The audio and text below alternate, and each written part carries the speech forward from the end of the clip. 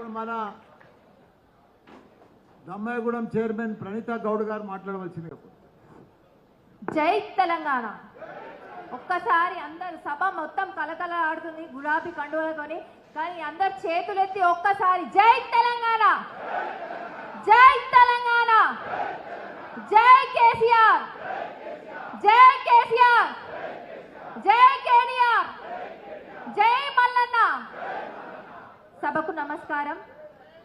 మరి ఈనాటి సమావేశానికి ముఖ్య అతిథులుగా విచ్చేసిన గౌరవ మాజీ మంత్రివర్యులు ప్రస్తుత ఎమ్మెల్యే మల్లారెడ్డి గారికి, అలాగే మన అభ్యర్థి రాగిడి లక్ష్మారెడ్డి అన్న గారికి, జహాంగీర్ అన్న గారికి, మరి వేదిక మీద ఉన్న లీడర్లందరికీ కూడా నా నమస్కారాలు తెలియజేస్తూ, మరి గులాబీ కుటుంబ సభ్యులకి, కార్యకర్తలకి, ప్రింట్ మీడియా మిత్రులకి అందరికీ నా యొక్క నమస్కారాలు.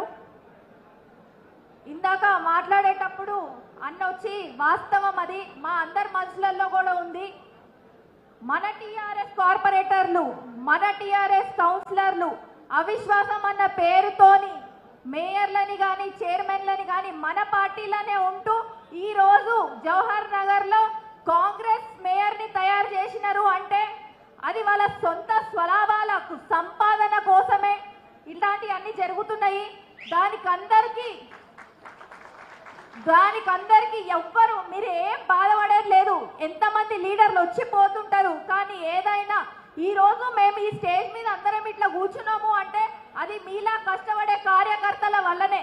రానున్న కాలంలో కూడా మరి బీఆర్ఎస్ని తీసుకొచ్చేది స్టేజ్ మీద ఉన్న లీడర్ల వంతు ఎంతున్నా ఒక 10%, 20% ఉన్న 100% గులాబీ జెండాని మళ్ళీ మన హైదరాబాద్లో మొత్తం వచ్చింది. కాకపోతే కొన్ని విలేజెస్లో ఏదో రైతులకి ఇబ్బంది కలిగించి అట్లా అయ్యింది. కానీ మొన్ననే 100 రోజుల పరిపాలన సంతోషకరం అని ముఖ్యమంత్రి రేవంత్ రెడ్డి గారు పేపర్ ప్రకటన ఇచ్చుకున్నారు. సంతోషం ఎవరుకుండాలా? 100 రోజుల పరిపాలన సంతోషం ఎవరుకుండాలా? ఆయనకా ప్రజలకా?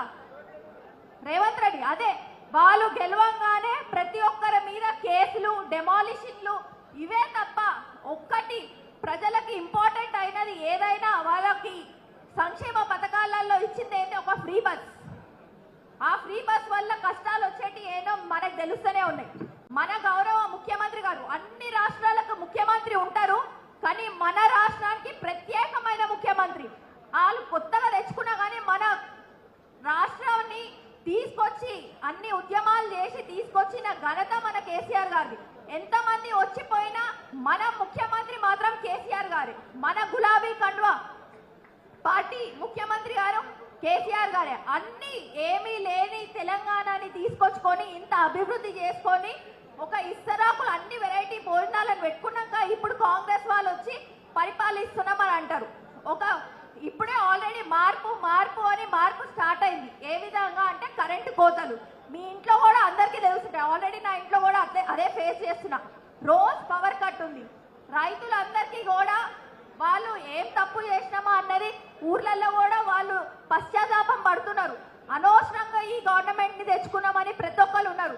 ఇప్పుడు మనం చేయాల్సిన పని ఒకటే, ఏదైతే ప్రజల్లో ఉందో దాన్ని మన